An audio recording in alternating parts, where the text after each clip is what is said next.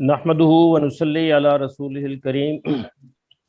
اما بعد فاعوذ باللہ من الشیطان الرجیم بسم اللہ الرحمن الرحیم۔ حضرات محترم، آج ایک تاریخی دن ہے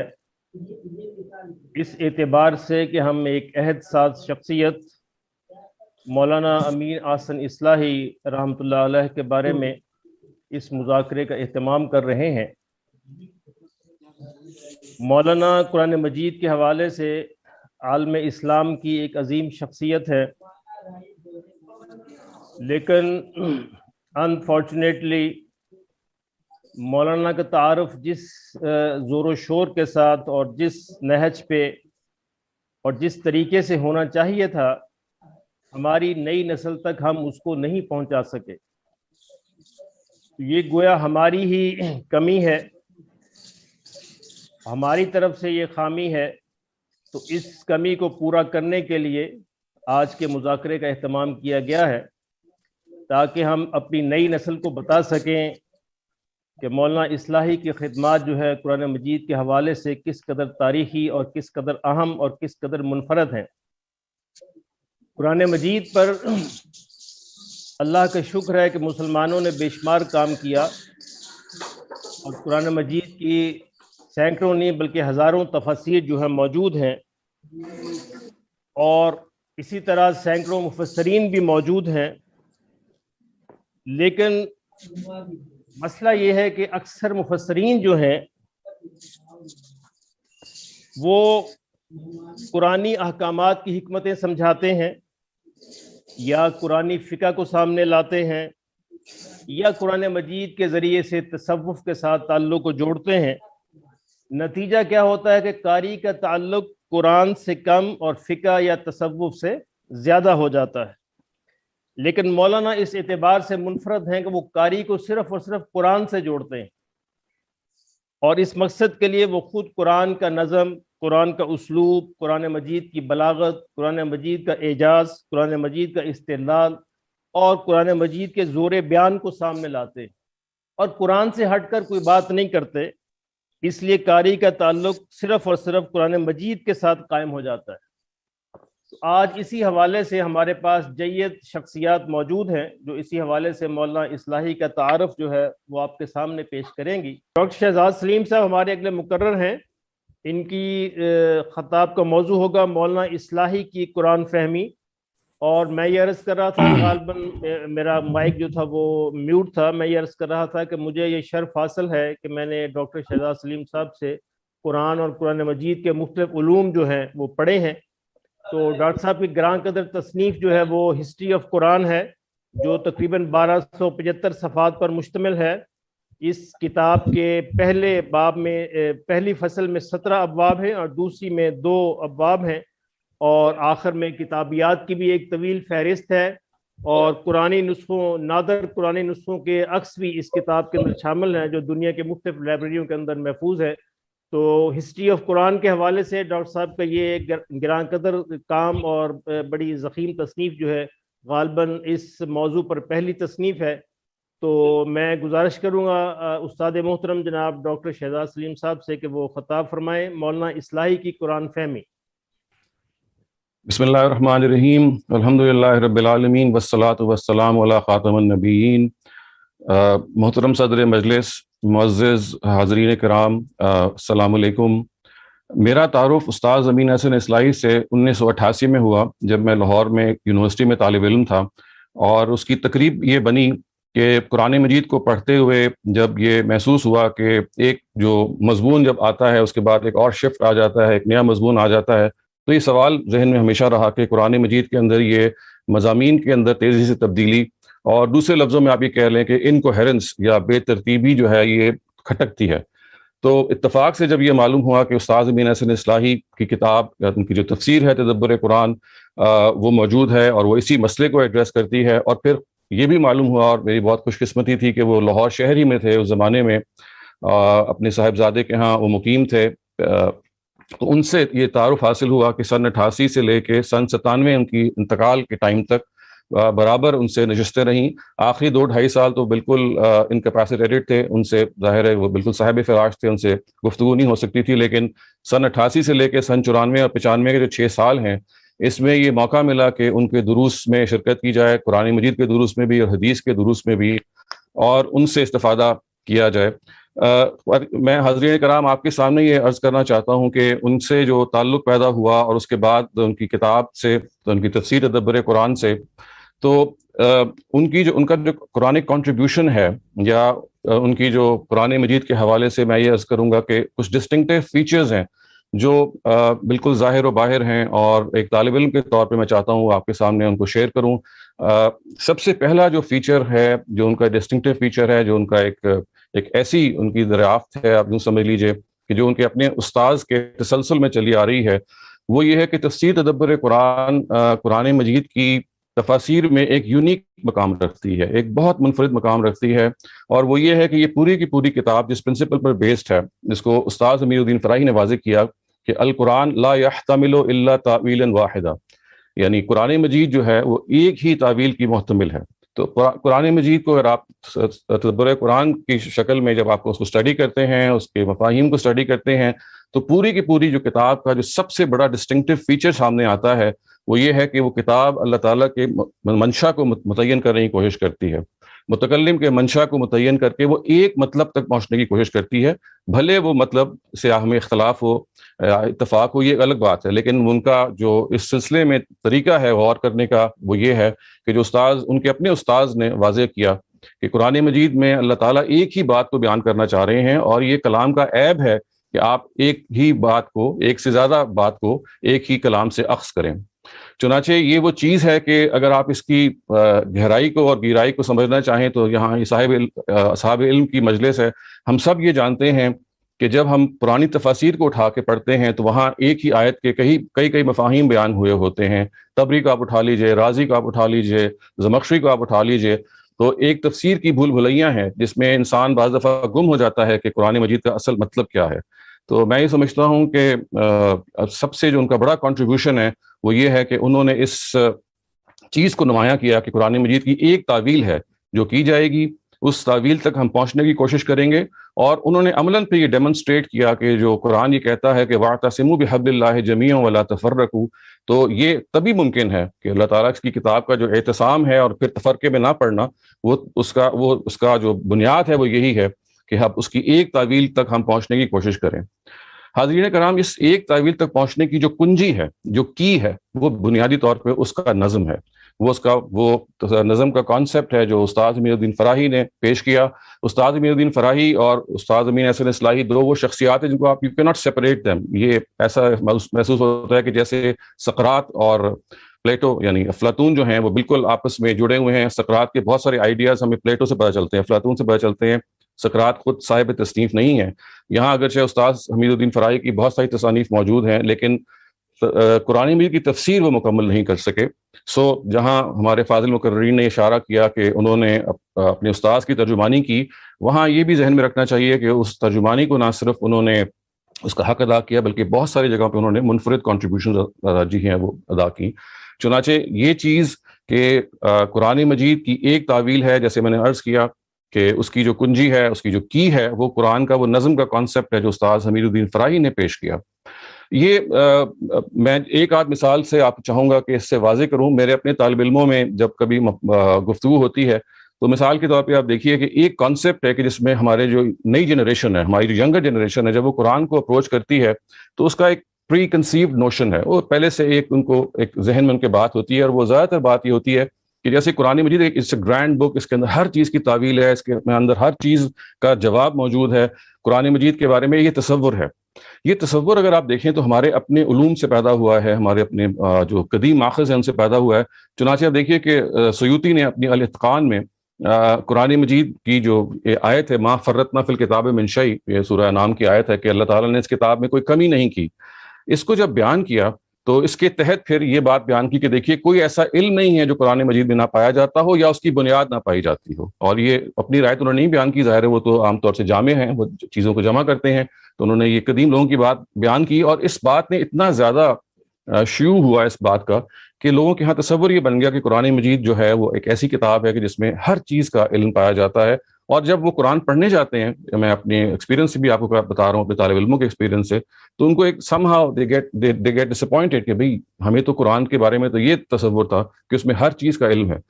تو دیکھیے استاد امیر احسن اصلاحی نے یہ بتایا اس آیت کو جب ایکسپلین کیا, تو انہوں نے کہا کہ دیکھیے اگر آپ اس کتاب کو اس کی نظم کی روشنی میں, اس آیت کو اس نظم کی روشنی میں پڑھیں گے, سمجھیں گے, تو آپ کو یہ معلوم ہوگا یہ ما فرطنا فی الکتاب من شیء جو ہے, یہ اگر آپ اس کو آئسولیشن میں لے لیں, علیحدگی میں لے لیں, تو آپ کو اس کا مطلب یہ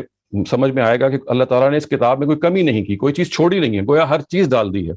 جبکہ سیاق و سباق میں جو چیز چل رہی ہے وہ توحید کے دلائل کے بارے میں گفتگو چل رہی ہے. تو اگر آپ سیاق و سباق کی روشنی میں اس آیت کی تعویل کریں گے تو اس کا مطلب یہ ہوگا کہ اللہ تعالیٰ نے توحید کے دلائل کے معاملے میں اس کتاب میں کوئی کمی نہیں کی.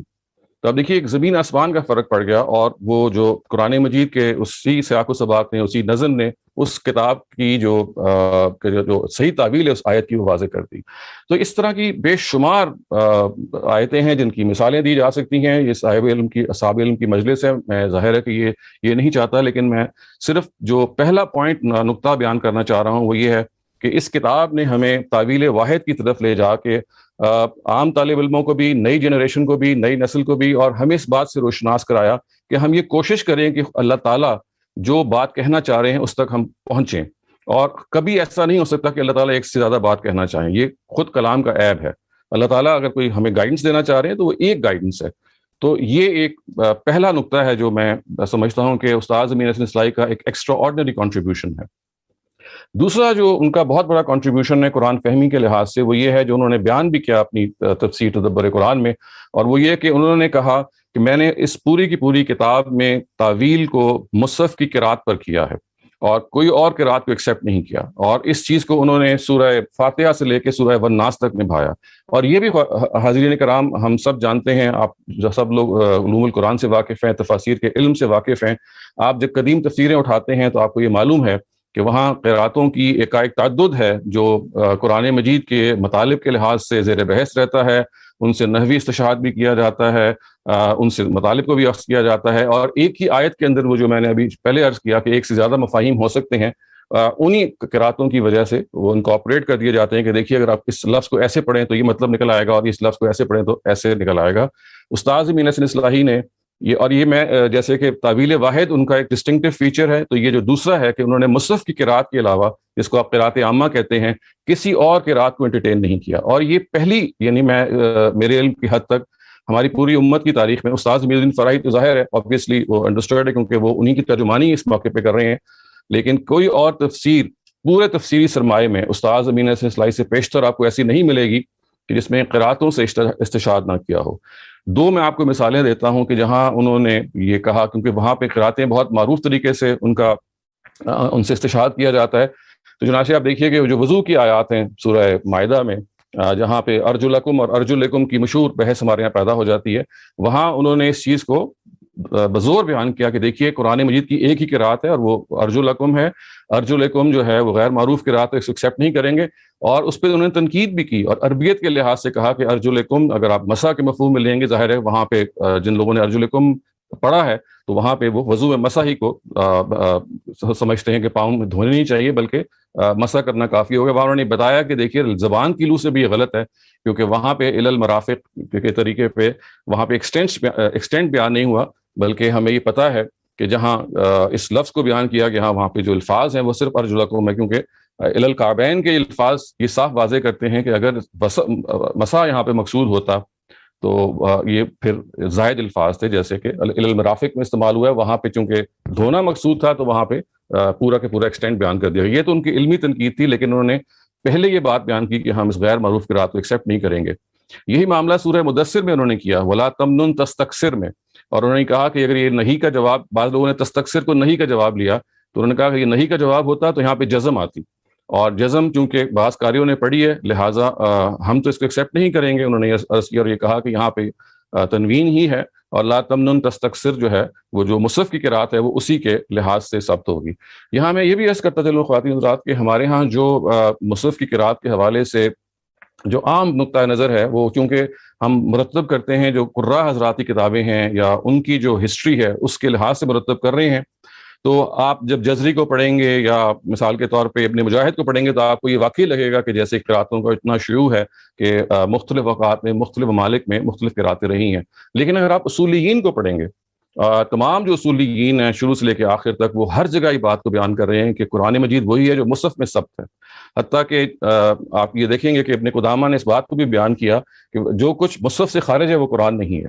تو وہ اس درجے میں اپنے آپ کو پریزنٹ کر رہے ہیں. لہٰذا میں قرآن مجید کی اس معروف قرات کے حوالے سے عرض کرتا چلوں کہ اگر یہ بات آپ کو اچھمبا اس پہ ہو رہا ہے تو بجائے اس کے کہ آپ جو ہمارے تاریخ القرات کے علماء ہیں ان کے بجائے اگر آپ اصولیین کا مطالعہ کریں گے تو سرخسی سے لے کے اور جساس سے لے کے اور آمدی سے لے کے آخر تک شوکانی تک اگر آئیں گے آپ کو نظر آئے گا کہ سب ایک بات بیان کر رہے ہیں کہ قرآن وہی ہے جو مصحف میں ثبت ہے. اور اس کی قراتوں کے بارے میں اگرچہ ان کا ایک رویہ ایک الگ ہے، لیکن اگر آپ اصولین کے بجائے تاریخ القرات کے حاضرین کے علماء کو لیں گے تو وہاں پہ آپ کو ایک بالکل مختلف صورت نظر آئے گی. میرا اس وقت یہ موضوع نہیں ہے، میں صرف یہ اشارہ کرنا چاہ رہا تھا کہ دوسرا بڑا ڈسٹنکٹیو فیچر ہے تدبر قرآن کا وہ یہ ہے کہ انہوں نے مصحف کی قرات پہ قرآن مجید کی تعویل کی ہے. تیسرا جو ڈسٹنکٹیو فیچر ہے تدبر قرآن کا، اور میں سمجھتا ہوں کہ یہ استاد امین حسن اصلاحی کی ایک یونیک کنٹریبیوشن ہے، اور یہ وہ کنٹریبیوشن ہے جس میں وہ اپنے استاد سے بھی آگے نکل گئے ہیں، وہ یہ ہے کہ جس کو ڈاکٹر مستنصر میر نے بیان کیا کہ قرآن مجید کے اندر ایک سٹرکچرل کوہیرنس پائی جاتی ہے. سٹرکچرل کوہیرنس کا مطلب یہ ہے کہ نظم ایک تو وہ ہے جو سورہ کے اندر پایا جاتا ہے جس کو مولانا فراہی نے بیان کیا تفصیل سے، لیکن استاد امین حسن اصلاحی نے بیان کیا کہ دیکھیے یہ پورے کا پورا قرآن اللہ تعالیٰ نے جب اس کو ری ارینج کیا، فَإِذَا قَرَأْنَاهُ فَاتَّبِعْ قُرْآنَهُ کے الفاظ جب کہے تو اب یہ نئی جو ارینجمنٹ ہے، یہ جو نئی ترتیب ہے، اس کے اندر کوئی نہ کوئی حکمت ہے. اور اس حکمت کو انہوں نے دریافت کیا اور یہ بتایا کہ دیکھیے قرآن مجید 7 گروپس میں تقسیم ہے، اور یہ 7 کے 7 گروپس کے اندر جو صورتیں ہیں وہ جوڑا ہیں. اور اس کے اندر مزید انہوں نے تقسیم یہ کی کہ گروپوں کے اندر ہمیشہ جو مکیات ہیں وہ پہلے آتی ہیں، اس کے بعد مدنیات آتی ہیں. مزید انہوں نے یہ بیان کیا کہ اس کے اندر جو دعوت اسلامی کا جو پروگرس ہے وہ ہر گروپ کے اندر ترتیب کے ساتھ ہے، جو پہلے ہے وہ پہلے آئے گا، جو بعد ہے وہ بعد میں آئے گا. اس طرح سے آپ نے یہ بتایا کہ یہ پورے کا پورا جو قرآن ہے یہ سٹرکچرل کوہیرنس بھی رکھتا ہے. اور اس نے یہ ایک بہت دور رس چیز ہے خواتین حضرات، اور یہ اس لیے بہت دور رس ہے کہ اس نے ونس اگین قرآن مجید کے اندر جو ایک بے نظمی کا جو کانسیپٹ ہے، یا مثال کے طور پہ اس کی ارینجمنٹ کے بارے میں سوالات ہیں، جس میں مثال کے طور پہ عام تصور یہ ہے کہ پہلی لمبی صورتیں ہیں جو رکھ دی گئیں، اس کے بعد ترتیب سے آخری صورتیں رکھ دی گئیں. ایک کمزور روایت بھی بیان کی جاتی ہے واصل ابن اسقا سے جو بتاتی ہے کہ پہلے جو ہیں وہ پہلی جو صورتیں ہیں وہ طوال ہیں، سب طوال ہیں، اس کے بعد معین ہیں، پھر مسانی ہیں، اور پھر مفصل صورتیں ہیں. اس طرح سے ارینج کی گئی ہیں. تو یہ اگرچہ روایت بھی ضعیف ہے، لیکن بہرحال کلوزسٹ جو ہمارے ہاں تصور ہے وہ یہی ہے کہ یعنی according to length of the سورز قرآن کو جمع کر دیا گیا ہے. تو یہ ایک غیر معمولی ان کی دریافت تھی. اور پھر اس دریافت کو انہوں نے موقت کیا قرآن مجید میں سورہ ہجر کی اس آیت سے کہ وَلَقَدْ آتَيْنَاكَ سَبْعًا مِنَ الْمَثَانِي وَالْقُرْآنِ الْعَظِيمِ، اور یہ بتایا کہ سبع من المثانی اصل میں یہ ان 7 گروپوں کی طرف اشارہ ہے. اور مثانی یہاں پہ بار بار دہرائے جانے کے مفہوم میں نہیں ہے، کیونکہ عام طور سے سبع من المثانی کا جو ترجمہ ہے وہ سورہ فاتحہ، یعنی اس سے مراد سورہ فاتحہ لے لی جاتی ہے. آپ نے یہ بتایا کہ اول تو یہ سورہ فاتحہ کی آیتیں 7 نہیں ہیں، اور دوسرا یہ بتایا کہ مثانی جو ہے مثنا کی جمع ہے، اور اس کا مطلب ہے جوڑا جوڑا، نہ کہ بار بار دہرائی جانے والی. اور کہا کہ دیکھیے یہ اشارہ ہے اصل میں ان 7 گروپوں کی طرف جس میں قرآن منقسم ہے. اور پھر یہ بتایا کہ دیکھیے قرآن مجید کے اندر یہ جو نظم ہے، اسٹرکچرل نظم پایا جاتا ہے، یہ کتنا غیر معمولی طریقے سے قرآن مجید کے اس مفہوم کو بیان کرتا ہے. اور اس کو سمجھنے کے لیے وہ انہوں نے یہ بھی بتایا کہ ایک پورا جس طرح سے سورہ کا عمود ہوتا ہے، ایک گروپ کا بھی ایک عمود ہوتا ہے. صورتوں کا اپنا جو جوڑا جوڑا ہونے کا پہلو ہے وہ الگ سے واضح کیا جاتا ہے. اور پھر جیسے کہ عرض کیا کہ اس کے اندر جو مضامین کا ارتقاء ہے وہ پیراگرافس کی شکل میں ہوتا ہے. یہ آپ میں سے اکثر لوگوں کو معلوم ہوگا کہ 1951 میں جب استاد امین حسن اصلاحی کو ملتان جیل میں قید کر دیا گیا تھا تو انہوں نے قرآن مجید کی پیراگرافنگ کی ہے اس زمانے میں. اور وہ پیراگرافنگ ہے کہ جو اب ان کے اس نظم کے تصور کو بہت اچھی طرح واضح کرتی ہے کہ کس طرح سے بات جو ہے وہ آیت نہیں ہے جو آپس میں مل رہی ہے. امام رازی نے جو نظم کا ایک تصور بیان کیا اس کو عام طور سے ہم کہتے ہیں کہ وہ اسٹرکچرل کوہیرنس میں جب وہ بیان کرتے ہیں تو ایک آیت کی اگلے آیت سے وہ ربط بیان کرتے ہیں. استاد امین حسن اصلاحی کا کانسیپٹ یہ ہے کہ یہاں پہ اصل میں جو یونٹ ہے نظم کا وہ پیراگراف ہے. ایک بات ہے، وہ بات کا بات پہ عطف ہے، اور بات کا بات پہ عطف بعض دفعہ ایسا ہوتا ہے کہ جو لینئر ہوتا ہے، بعض دفعہ وہ کازیٹو ہوتا ہے، اس کے اندر تعلیل پائی جا رہی ہوتی ہے، بعض دفعہ کوئی تفریح ہو رہی ہوتی ہے، کوئی کرولری آگے بڑھ رہی ہوتی ہے تو نظم اس طرح سے آپس میں آگے پروگریس کرتا ہے.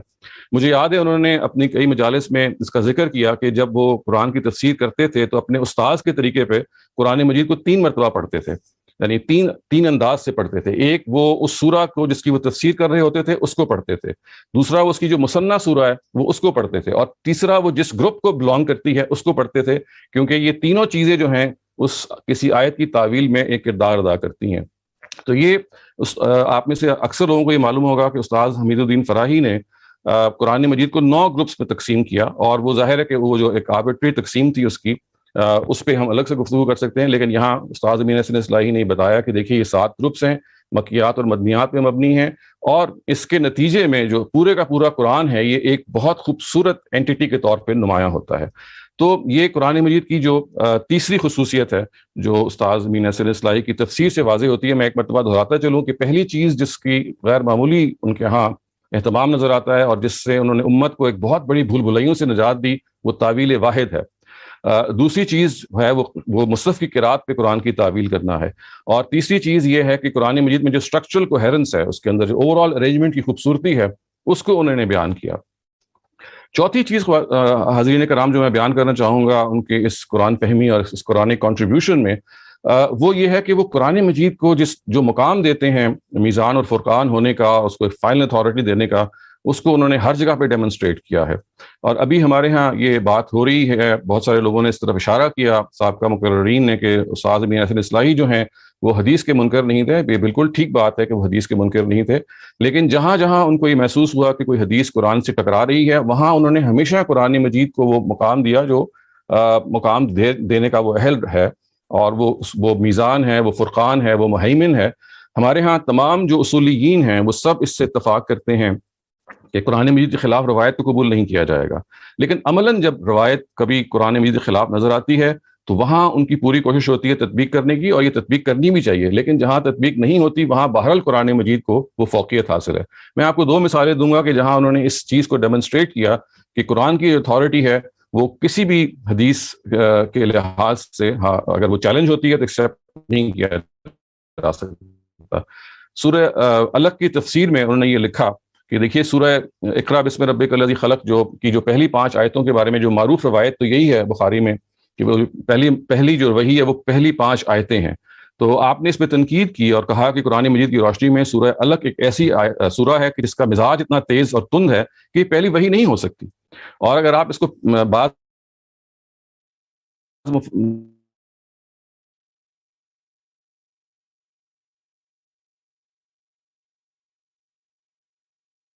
آپ سمجھیں کہ ایک فصل پیدا ہوئی ہے تو وہ بھی بالکل ایک ناموضوع ہے, کیونکہ 6ٹھی آیت شروع ہوتی ہے کلّا سے.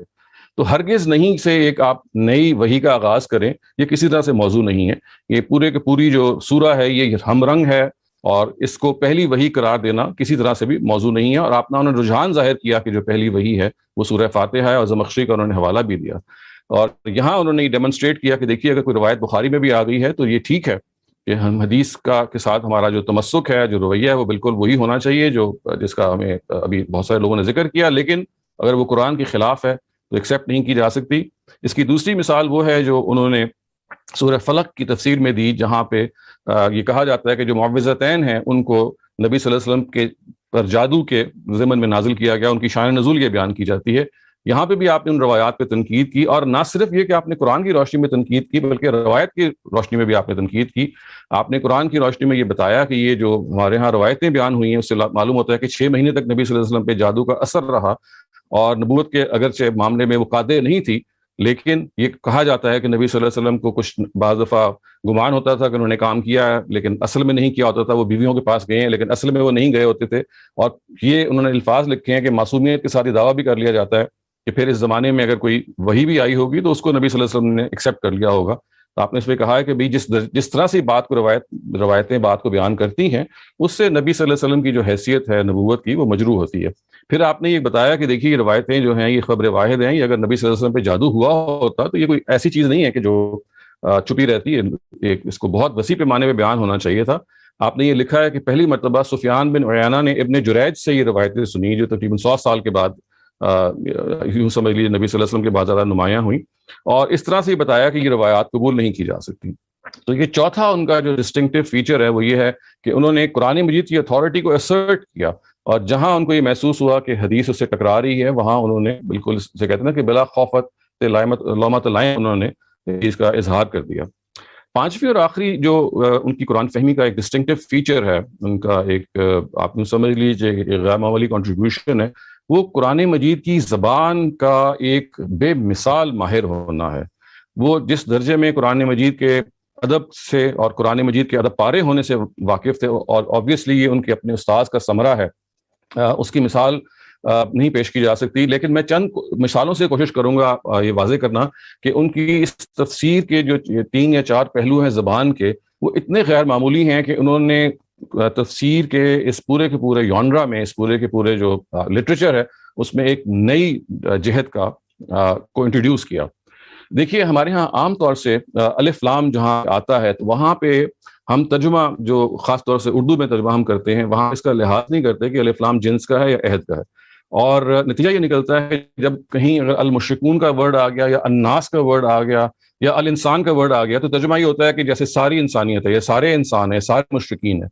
تو استاد امین حسن اصلاحی نے اس کو جگہ جگہ پہ واضح کیا اور سیاق و سباق سے بتایا کہ اگر بعض جگہ پہ لفظ الانسان آیا ہوتا ہے لیکن یہاں مراد قریش ہوتے ہیں، یہاں سارے کے ساری دنیا مراد نہیں ہے، اس لیے کہ جو الف لام ہے وہ عہد کا ہے، وہاں سامنے جو لوگ کھڑے ہیں یہ ہیں جو اس وقت مخاطب ہیں، لہٰذا اگر آپ ترجمہ کریں گے کہ سارے کے سارے انسان تو یہ درست نہیں ہوگا، یا انسان ترجمہ کریں گے تو یہ درست نہیں ہوگا۔ ایحسب الانسان ان یترک سدی، سورہ قیامہ کے آخر میں آتا ہے۔ اس کا یہ مطلب نہیں ہے کہ سارے کے سارے انسان یہ کہہ رہے ہیں، بلکہ اس وقت جو وہاں مشرکین کھڑے ہیں وہ اس بات کو اس کی طرف اشارہ ہے۔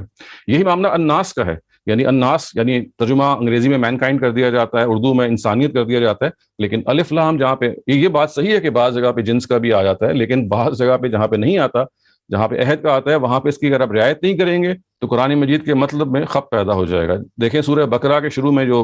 الناس اعبدوا ربکم الذی خلقکم کے الفاظ جو آئے ہیں، وہاں انہوں نے کہا ہے کہ اگرچہ سورہ جو ہے اس وقت چل رہی ہے، اہل کتاب سے مخاطب ہو رہی ہے، لیکن کچھ دیر رک کے اب یہ مشرکین سے خطاب کیا گیا ہے۔ الناس یہاں پہ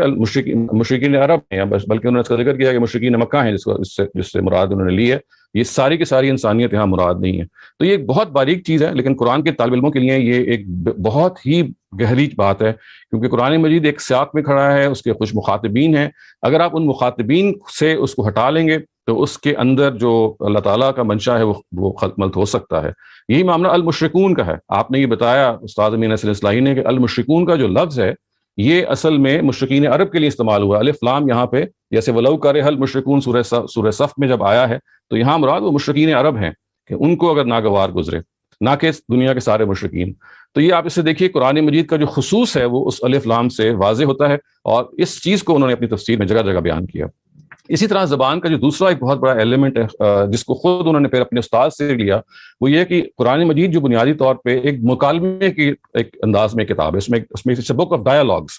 اور اس کو استاد امین الدین فراہی نے اپنی مقدمے میں یہ بیان کیا تو کہا کہ دیکھیے ایک مصدر ہوتا ہے اور ایک منتہا ہوتا ہے، ایک جگہ ہوتی ہے جہاں سے بات صادر ہو رہی ہوتی ہے اور ایک جگہ ہے جہاں بات پہ پہنچ رہی ہوتی ہے۔ تو اس مصدر اور منتہا کو متعین کرنا بہت ضروری ہے۔ یہ کون بول رہا ہے، یعنی کیا اللہ تعالیٰ مخاطب ہیں، کیا جبریل علیہ السلام مخاطب ہیں، کیا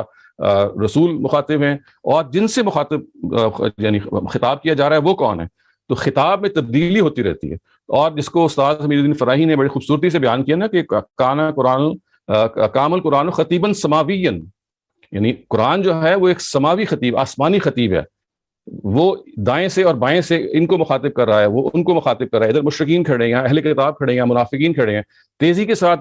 الفاظ میں تبدیلی آ رہی ہے، اور وہ تبدیلی مخاطبین کے لحاظ سے آ رہی ہے۔ اس مخاطبین کی تبدیلی کو اگر آپ ذہن میں نہیں رکھیں گے تو آپ کو قرآن کے اندر بد نظمی محسوس ہوگی، وہ شفٹ بہت ہیوج محسوس ہوں گے۔ اور آپ نے یہ بتایا کہ دیکھیے اسی چیز کو پہچاننے کے نتیجے میں آپ کو یہ اندازہ ہوگا کہ قرآن منظم کتاب ہے، صرف اس کی صنف کے بارے میں آپ کو پتا ہونا چاہیے کہ it's a book of dialogue, یہ مکالمے کے انداز میں ہے۔ اس میں کچھ لوگ ہیں اور کچھ کردار ہیں جو بول رہے ہیں، اللہ تعالیٰ کی ظاہر ہے کی جو افاقی زبان ہے وہ بے مثال زبان ہے، لیکن کچھ کردار ہیں جن سے وہ چیز صادر ہو رہی ہے، اور کچھ کردار ہیں کہ جس طرح وہ منتج ہو رہی ہے۔ اس کی بڑی ایک باریک مثال ہے جو انہوں نے سورہ انفال میں دی،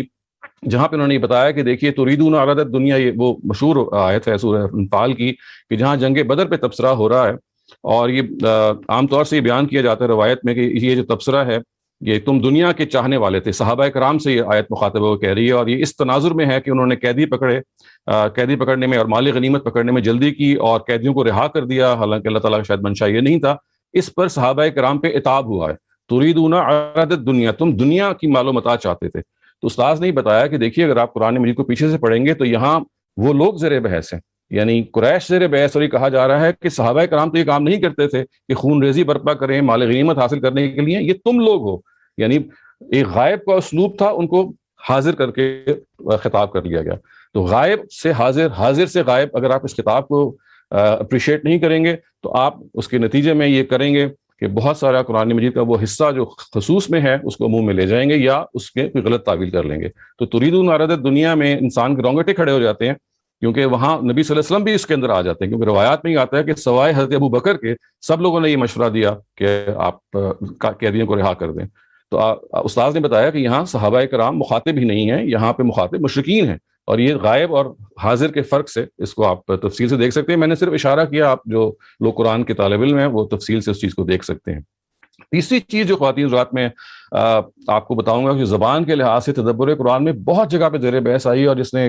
ایک نئی دنیا ہمارے لیے کھولی ہے, وہ یہ ہے کہ جس کو مدارج افعال کہتے ہیں. افعال جو ہیں وہ مدارج سے آئے ہیں قرآن مجید کے اندر, یعنی فعل بعض دفعہ فیصلہ فعل کے لیے آ جاتا ہے, فعل بعض دفعہ ارادہ فعل کے لیے آ جاتا ہے,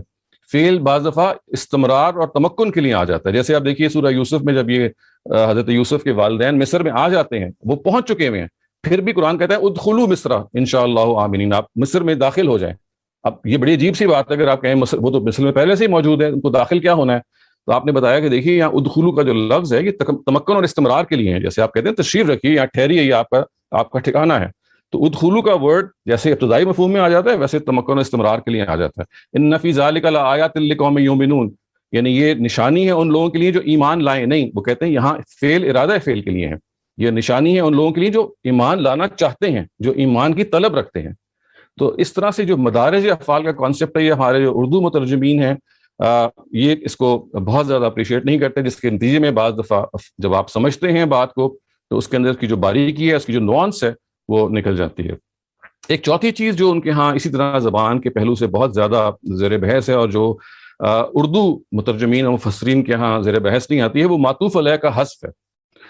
کذالک نری ابراہیم ملکوت السماوات والارض لیکون من الموقنین ولیکون من الموقنین, یعنی یہ معطوف علیہ کا جو حذف ہے, جس میں معطوف علیہ کا ایک پورا کلوز ہے جو حذف ہو جاتا ہے, یہ ہاں ہمارے ہاں گرفت میں نہیں آتا بعض دفعہ اردو مترجمین کے. تو انہوں نے یہ بتایا کہ دیکھیے یہاں پہ معطوف علیہ حذف ہے, جب تک آپ اس کو کھولیں گے نہیں آیت کوئی سینس نہیں بنائے گی. تو آیت کا ترجمہ یہ ہوگا لیکوم حجتہ علی قومہ ولیکون من الموقنین, یعنی ہم ابراہیم کو ملکوت سماوات اور ارض کا مطالعہ کراتے ہیں تاکہ وہ اپنی قوم پہ حجت قائم کریں. اور وہ تلک حجتنا آتیناہا ابراہیم جو کہ آگے وہ آیت میں آ رہا ہے, اس سے دلیل آتے ہیں کہ دیکھیے یہاں یہ معطوف علیہ کا حذف ہے, جس کی وجہ سے اگر آپ اس کا ترجمہ نہیں کریں گے تو آیت بالکل صاف نہیں ہوگی. زمخشری اپنی تفسیر میں اس کا اشارہ کرتے ہیں, لیکن ہمارے ہاں عام طور سے اردو مترجمین یہ نہیں کرتے. پانچویں اور آخری چیز جو اسی طرح زبان میں ان کے ہاں بہت زیر بحث آتی ہے جب وہ قرآن کی تفسیر کرتے ہیں, وہ فعل ناقص کا حذف ہے. یعنی عام طور سے یعنی فعل ناقص کے حذف کو مفسرین جہاں جہاں وہ ہو رہا ہوتا ہے, اسی طرح سے اسی آیت میں آپ دیکھیں کذالک نوری ابراہیم میں وہ کہتے ہیں کذالک کنا نوری, یعنی یہ ہے اس میں استمرار پایا جاتا ہے کہ ہم اسی طرح سے دکھایا کرتے تھے یا کہ دکھایا کرتے ہیں. تو یہ ایک خاص پہلو ہے جس سے ایک قرآن کا ایک سٹریس سامنے آتا ہے.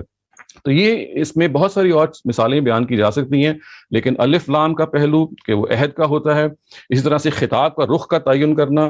سورہ کا مخاطب کون ہے, سورہ کے اندر خطاب میں تبدیلی ہے وہ کیسے آ رہی ہے, پھر اسی طرح سے اس بات کو دیکھنا کہ افعال جو ہیں وہ اپنے مدارج میں آ رہے ہیں, معطوف علیہ کا حذف کی رعایت کرنا یہ, اور فعل ناقص کے حذف کی رعایت کرنا, یہ وہ چند باتیں ہیں کہ جو ان کی اس زبان دانی کو بے مثال طریقے سے واضح کرتی ہیں. تو یہ 5 وہ ڈسٹنکٹیو فیچرز ہیں حاضرین کرام جو میں ایک مرتبہ پھر آپ کے سامنے انیمریٹ کرنا چاہتا ہوں کہ تعویل واحد